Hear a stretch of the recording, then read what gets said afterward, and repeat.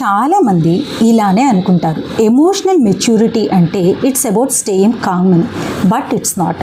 It's about knowing how to be. ఎప్పుడు, ఎక్కడ, ఎలా ఉండాలి అనేది తెలిసి ఉండడం.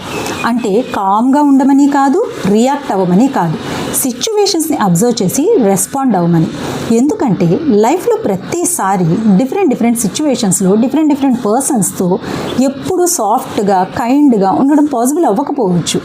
ఒకవేళ అలానే ఉంటే ఏదో ఒక స్టేజ్లో బర్న్అవుట్ అయిపోతావు లేదా ఎగ్జాస్ట్ అయిపోతావు.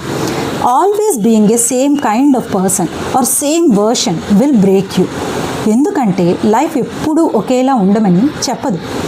లైఫ్లో ప్రతి మూమెంట్ని ఎక్స్పీరియన్స్ చేయి, అబ్జర్వ్ చేయి, నేర్చుకో. అసలేంటి, ఏది అవసరమా కాదా, ఎలా రెస్పాండ్ అవ్వాలి, ఎలా డీల్ చేయాలి, ఇలా వైజ్గా చూస్ చేసుకో. లైఫ్ మారుతూ ఉంటుంది, నువ్వు కూడా మారాలి, ఇంకా బెటర్ అండ్ బెస్ట్ వర్షన్లా. బట్ ఈ ప్రాసెస్లో నిన్ను నువ్వు కోల్పోకుండా మారాలి, ఎదగాలి. ఎప్పుడు కైండ్గా ఉండాలి, ఎక్కడ స్ట్రాంగ్గా ఉండాలి, ఎప్పుడు వెనక్కి తగ్గాలి, ఎలా ముందుకు వెళ్ళాలి, ఇంకా ఏది అవసరం లేదు, అలాగే ఏది సాఫ్ట్గా డీల్ చేయాలి, ఏది స్ట్రైట్ అవే చెప్పేయాలి, ఇలా ఇవన్నీ తెలుసుకుని బిహేవ్ చేయడం. ఇంకా ఈ ప్రాసెస్లో నిన్ను నువ్వు కోల్పోకుండా ఎదగడం ఈజ్ కాల్డ్ ఎమోషనల్ మెచ్యూరిటీ. సింపుల్గా వన్ వర్డ్లో చెప్పాలి అంటే బ్యాలెన్స్డ్గా ఉండడం.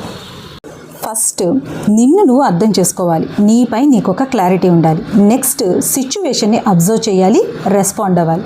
రియాక్ట్ కాదు, రెస్పాండ్ అవ్వాలి.